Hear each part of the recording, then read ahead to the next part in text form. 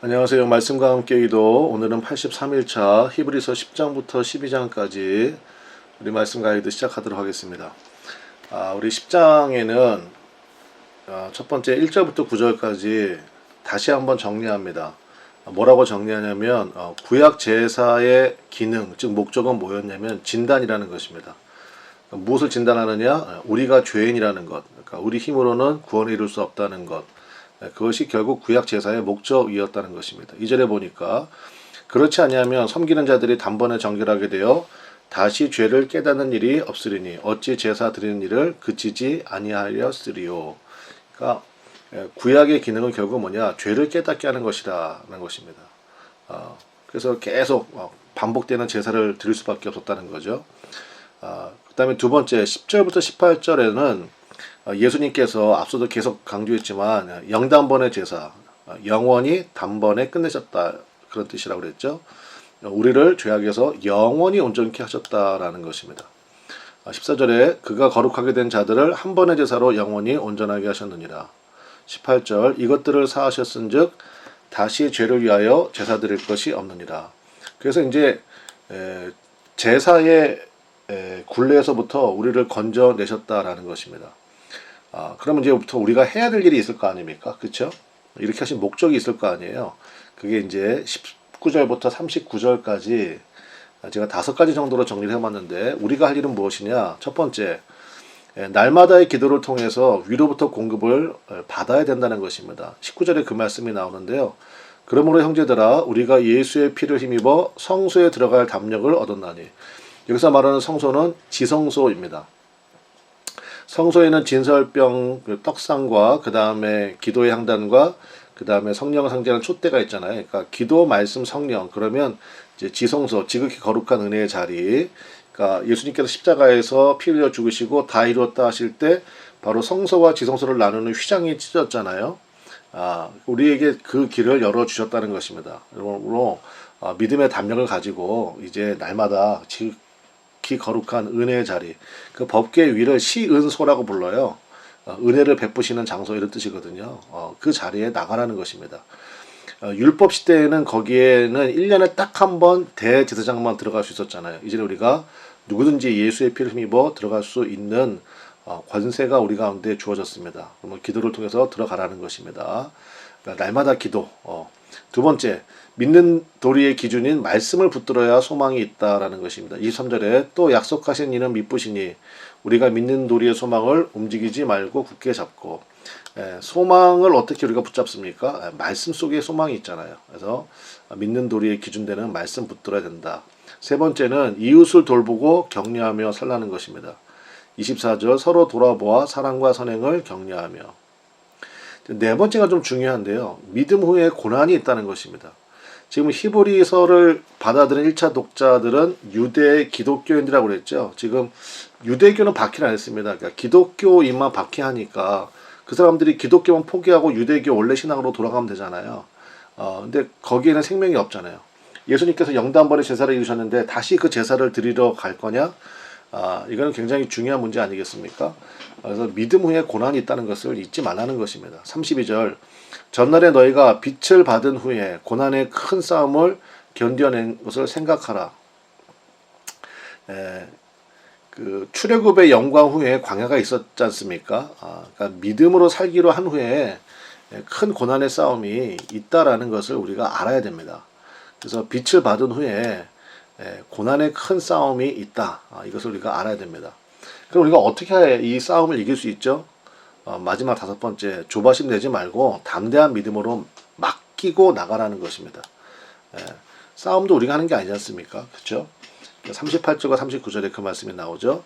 나의 의인은 믿음으로 말미암아 살리라. 또한 뒤로 물러가면 내 마음이 그를 기뻐하지 아니하리라. 하셨느니라. 우리는 뒤로 물러가 멸망할 자가 아니요 오직 영혼을 구원함에 이르는 믿음을 가진 자니라.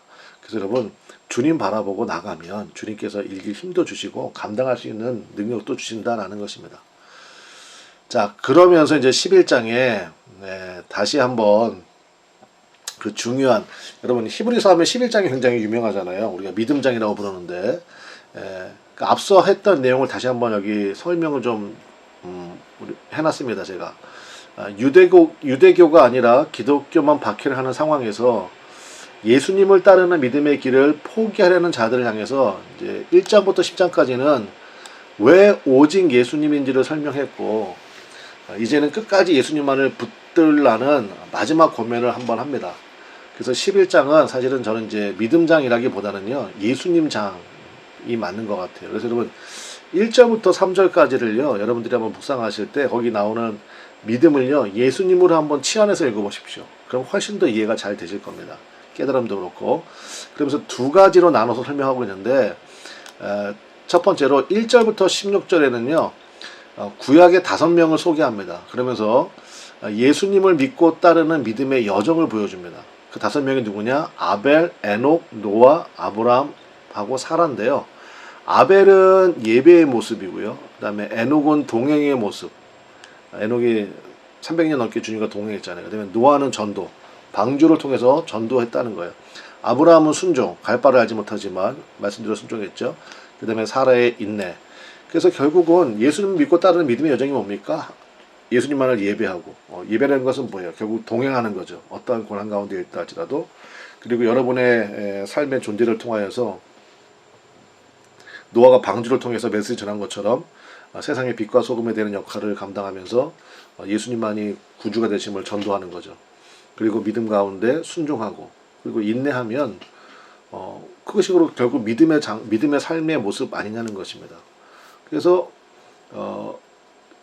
1절부터 16절까지, 그러니까 이게 히브리인들이잖아요. 유대인들이기 때문에 뭐 금방 이해가 되는 거죠. 그 다음에 17절부터 40절까지는 이제 무슨 얘기를 하냐면요, 그러므로 이제 믿음의 선택을 하라는 것입니다. 다시 한번. 그래서 크게 보면 첫 번째는 아브라함은 이삭을 번제로 드릴 것인가, 주님께서 번제로 드리라고 말씀하셨잖아요. 얼마나 고민됐겠어요. 라는 그 선택에서 부활의 믿음으로 순종했다는 것입니다. 하물며 우리는 부활의 실체를 본 사람들 아니냐, 뭐가 주저할 게 있느냐, 이제 그 이야기를 하는 거죠. 19절, 그가 이제 아브라함입니다. 하나님이 능히 이삭을 죽은 자 가운데서 다시 살리실 줄로 생각한지라. 그러니까 아브라함은 100세에 되어서 자기도 그렇고 자기 아내도 그렇고 더 이상 생식의 소망이 없을 때 주님께서 약속대로 이삭을 주셨잖아요. 그러면 이삭을 번제로 드리라 말씀하실 때 죽은 자 가운데서 이삭을 다시 살리실 거라는 것을 이제는 뭐 믿습니다 이게 아니라 그냥 아예 생각이 그렇게 들었습니다. 그만큼 믿음이 성장이 된 거죠. 비유컨대 그를 죽은 자 가운데서 도로 받은 것이니라. 하물며 우리는 예수님의 부활 이후의 사람들이잖아요. 또 부활의 실체를 본 사람들이 그 당시에 있었지 않습니까? 그런데 뭘 고민하고 선택해서 갈등을 하느냐, 그 얘기를 하는 거죠. 그 다음에 두 번째로는요, 모세를 얘기합니다. 모세는 왕궁에 있었지만 더 큰 영광을 받기 때문에 기꺼이 왕궁을 버리는 선택을 했죠. 그러니까 우리는 예수님을 통해서 이제 계속 얘기했지만 모형이 아니라 실체를 봤다는 것입니다. 26절, 그리스도를 위하여 받는 수모를 애굽의 모든 보화보다 더 큰 재물로 여겼으니 이는 상주심을 바라봅니다. 그러니까 모세의 고난을요, 이렇게 설명하고 있습니다. 그리스도를 위하여 받는 수모였다.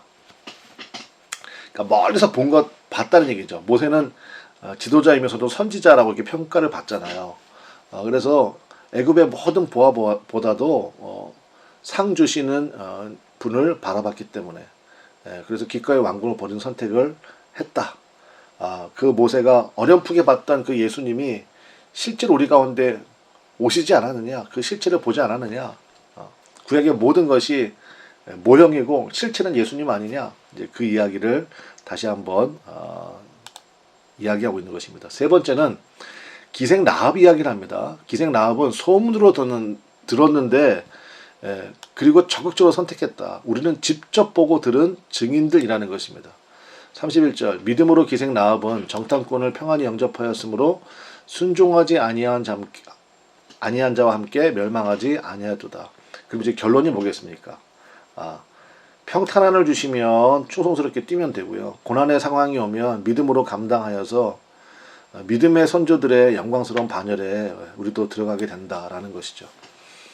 그러니 참 어떻게 보면 마귀 입장에서는 방법이 없는 거 아니겠습니까? 그렇죠? 평탄을 주면 충성스럽게 뛰고 고난을 상황이 되면 아주 영웅적인 믿음에 나타나고 그래서 이것을 세상이 감당치 못하는 믿음 이렇게 이제 부른다는 것이죠. 38절에 이런 사람은 세상이 감당하지 못하느니라. 그들이 광야와 산과 동굴과 토굴에 유리하였느니라. 구약의 사람들 이야기입니다. 하물며 우리는 실체 가운데 있는 사람인데 그러니까 더 예수님 붙들자 그 얘기를 하는 것이죠. 12장에 들어가면 좀 더 구체적으로 얘기합니다. 그러면 믿음의 경주를 잘하는 방법이 뭐냐? 세 가지 얘기하는데요. 첫 번째, 고난 가운데 승리하신 예수님만을 바라보라는 것입니다. 2절, 믿음의 주여 또 온전하게 하시는 이인 예수를 바라보자. 그는 그 앞에 있는 기쁨을 위하여 십자가를 참으사 부끄러움을 개의치 아니하시더니 하나님 보좌 우편에 앉으셨느니라. 그러니까 우리의 믿음의 원형 되시는 분이죠. 그래서 믿음의 주라고 얘기하고 있고 온전하게 하시는 분이라고 얘기하고 있습니다. 그 예수님만을 더 힘써 바라보라는 것입니다. 두 번째, 훈련 받아야 된다는 거예요. 믿음의 경주를 잘하기 위해서. 8절에 징계는 다 받는 것이거늘 너에게 없으면 사생자여 친아들이 아니니라. 즉 관계에 주목하라는 것입니다. 그 훈련 받아야 된다. 그러니까 아버지께서 우리에게 주시는 것은 우리가 하나님의 자녀이기 때문에 우리 징계를 통해서 훈련하신다는 거죠. 세 번째, 쓴뿌리를 제거해야 된다는 것입니다. 15절에 너희는 하나님의 은혜에 이르지 못하는 자가 없도록 하고 또 쓴뿌리가 나서 괴롭게 하여 많은 사람이 이로 말미암아 더럽게 되지 않게 하며 그러니까 쓴뿌리가 나서 괴롭게 하여 이렇게 되어 있는데 사실 쓴뿌리는요 내면적인 문제를 얘기하는 것입니다. 그래서 내 뜻대로 되기를 바라는 마음이 이게 쓴뿌리입니다. 그리고 이것을 제거하는 방법은요 말씀으로 채우면 제거됩니다. 여러분. 내 뜻 포기가 됩니다. 그래서 믿음의 경주를 잘하기 위한 방법 예수님만을 바라보고 그 다음에 훈련 받는다. 그래서 또 쓴뿌리 제거하고 말씀으로 채운다. 그러면 훈련의 결과는 무엇이냐? 첫 번째 열매 맺게 된다는 것입니다. 11절 무릇 징계가 당시에는 즐거워 보이지 않고 슬퍼 보이나 후에 그로 말미암아 연단받는 자들은 의와 평강의 열매를 맺느니라. 두 번째는 균형 잡힌 삶이 된다는 거죠. 13절 너희 발을 위하여 곧은 길을 만들어 저는 다리로 하여금 어그러지지 않고 고침을 받게 하라. 그래서 훈련 받으면요 정말 우리 삶 가운데 힘이 나타나기 시작하고 하나님의 열매가 맺히는 그러한 일들이 나타납니다. 그리고 이제 마지막으로 시내산과 시온산을 대비하고 있습니다. 그러니까 이제 구약적인 이해가 없으면요 사실은 이제 히브리서가 조금 읽기가 조금 어렵습니다. 그러나 구약의 이해가 있는 뭐 유대인들은 당연하거니와 그 다음에 성경 공부를 조금 하신 분들은 그래서 이제 레위기 출애굽기와 레위기서의 짝꿍이 히브리서다. 이제 제가 서론에서 이런 말씀드렸는데 자 보십시다. 시내산 모세가 율법 받은 산이잖아요. 그런데 모세가 율법 받은 동안에 사람들이 뭐 했습니까? 금송아지 숭배했습니다. 그래서 3,000명이 소멸되는 사건이 나타나거든요. 그게 출애굽기 32장 18절 말씀이에요. 시온산, 예수님께서 십자가 지신 산이잖아요. 예수님께서 지신 산, 십자가 지신 산.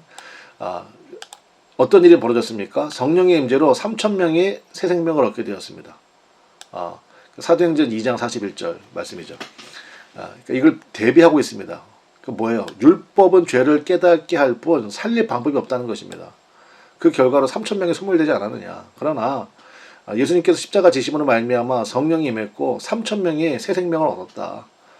예수님만 생명을 주신다는 거예요. 그 예수님의 완전성을 다시 한번 강조하고 있습니다.